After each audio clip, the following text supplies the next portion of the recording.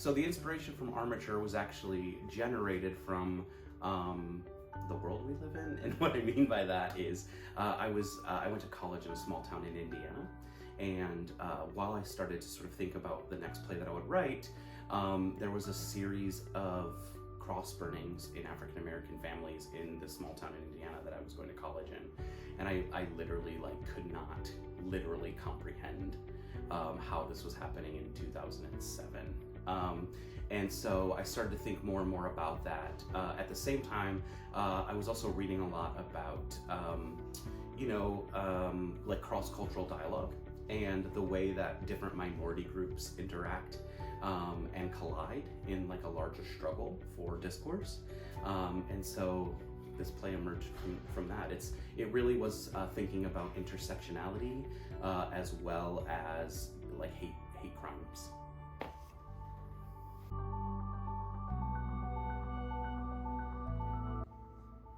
So Armature, really, the literal Webster's dictionary definition, it applies so thoroughly to the play, right? So an armature wire is a wire that connects two mechanical pieces. And that's really relevant in the play in terms of relationships. But also when you get in sort of deeper, an armature wire is the sort of base that artists use to create sculpture. So in terms of making yourself, making identity, also a theme in the play. And then an armature bar is a technical piece of a tattoo gun, which also factors into the play. And then a sort of more base scientific definition is our outer shell, right? Our armatures. And again, when you see the play, you'll see the play is about identity and shifting identity and armor and weapons. And so I thought it literally sort of checked all the boxes for the themes of the play.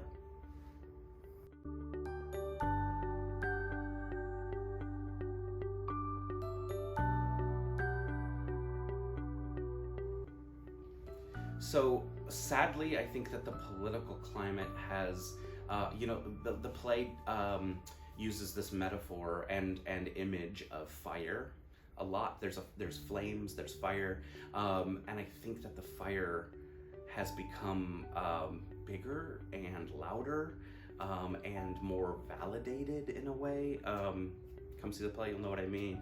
But yeah, I think that the sort of themes that I was wrestling with when I began writing the play have really kind of exploded into something new and dangerous.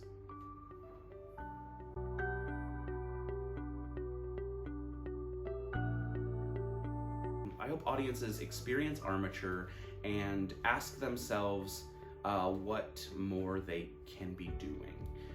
Right, that's a grand sort of political statement, but I also think it's a sort of personal responsibility statement.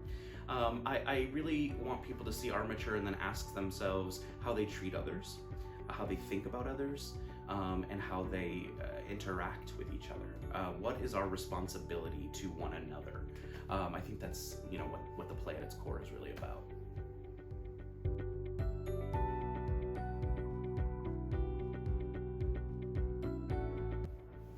So, one of the benefits of having to have been in quarantine is that I was able to be very productive. So next month I actually head into rehearsals for a production of a contemporary folk rock musical I wrote with my composer friend Ben Clark that is called Skin and Bones, that will premiere in Indiana in April. I also am looking for a home for a very slippery sort of horror movie of a play that I have written called The Pitchforks. And most recently, I am working with the Storefront Theater of Indianapolis, and I am developing my new play, which is still a Nexus play. It's still sort of being figured out, but it is shaping up to be a queer romance that is set quite literally at the end of the world.